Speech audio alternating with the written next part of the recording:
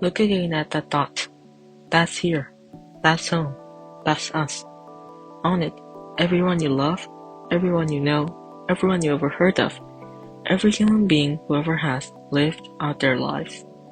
The Earth is the only world known so far to harbor life. There's nowhere else, at least shortly, to which our species can migrate. Visit? Yes. Settle? Not yet. Likely or not, for the moment, the Earth is where we make our stand. Carl Sagan.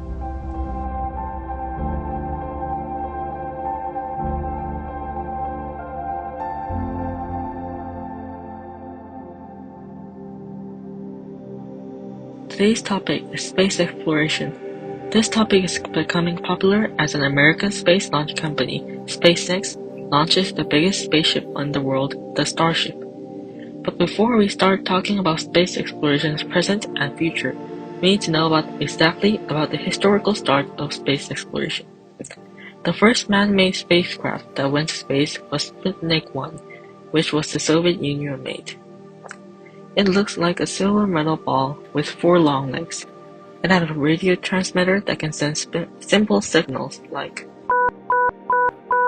And with the start of this spacecraft, space exploration started.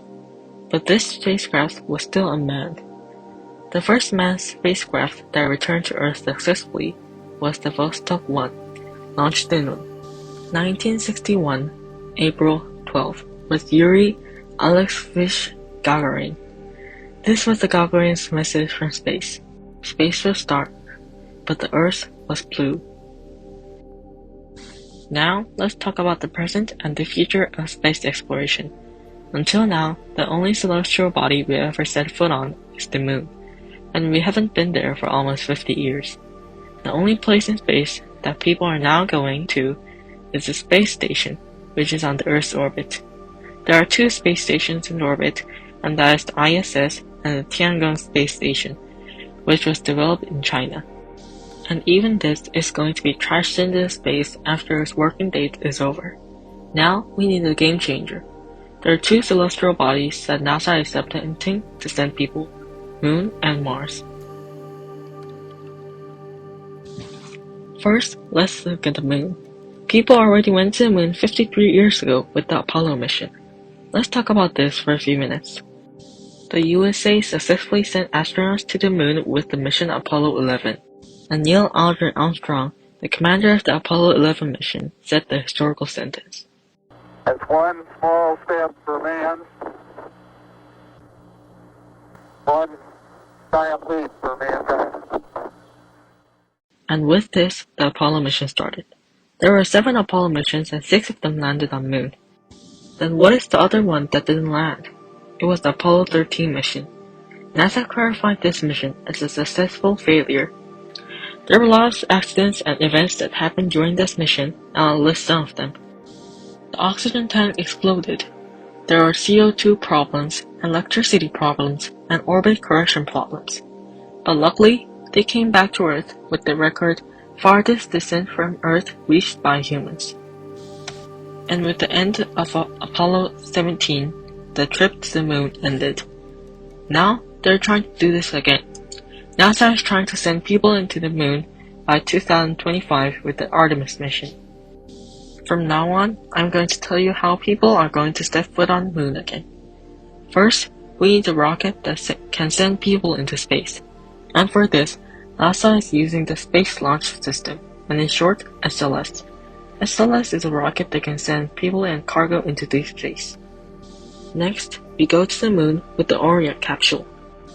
The Orion is a capsule that can contain 4 passengers. NASA is planning to use this to go to the Moon's orbit.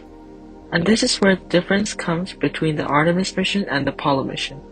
The Apollo mission launches the Moon lander and the orbiter together connected.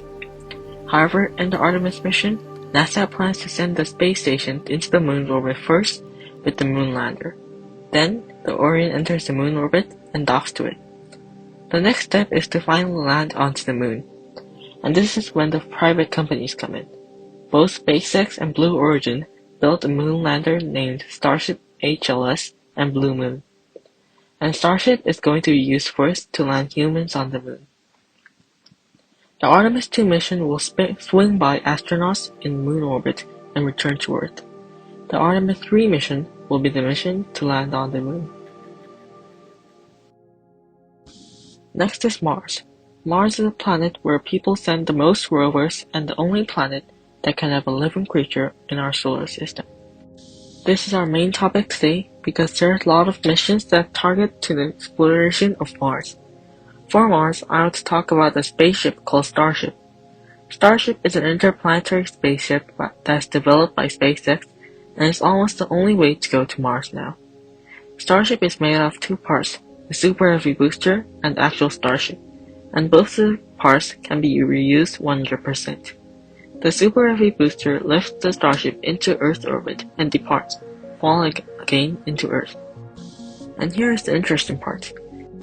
As most people know, SpaceX is known for reusing rocket boosters by landing them on restricted landing zones or drone ships that are floating on the sea. However, the Super Heavy boosters has no landing gears for it to land itself. This is what the SpaceX website says about this. The tower's two gigantic robotic arms lift and stack STARSHIP onto the Super Heavy booster for the final integration ahead of flight. Following liftoff, and after the two stages separate in flight, Super Heavy will return to the launch site, reignite its engines to slow the vehicle down, and the tower's arm will catch the rocket booster before restacking it on the orbital launch mount for its next flight. The actual STARSHIP can contain 100 persons or different cargoes. And before we talk about why this ship is amazing and what technologies are behind it, let's talk about how this will send people to Mars. First, it launches with the help of the Super Heavy boosters. Then, it connects with the refueling ship that I'll mention later in the technology part. Then, it starts a long trip to Mars. When it arrives at Mars, it lands using Mars' atmosphere and engines that are attached to the STARSHIP. The landing is considered the most dangerous part of this whole flight because it's not Earth. Humans have never launched and landed something as big as STARSHIP and nobody can help, even if something goes wrong, because if you send a message to Earth on Mars, it would take 12 to 22 minutes to return and the landing procedure ends in just 8 minutes. Now, let's look at some major technologies that were used in STARSHIP. First, there's on-orbit refueling. STARSHIP needs to go to Mars without any refueling. Due to this, there needs to be a fuel refueling before it starts its journey to Mars. Because of this, there will be a tanker module that connects to the STARSHIP and fills the fuel the module has.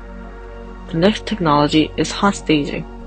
Almost all rockets go through a process during launch called stage separation, in which the bottommost rocket booster diverges into a rested rocket or spacecraft.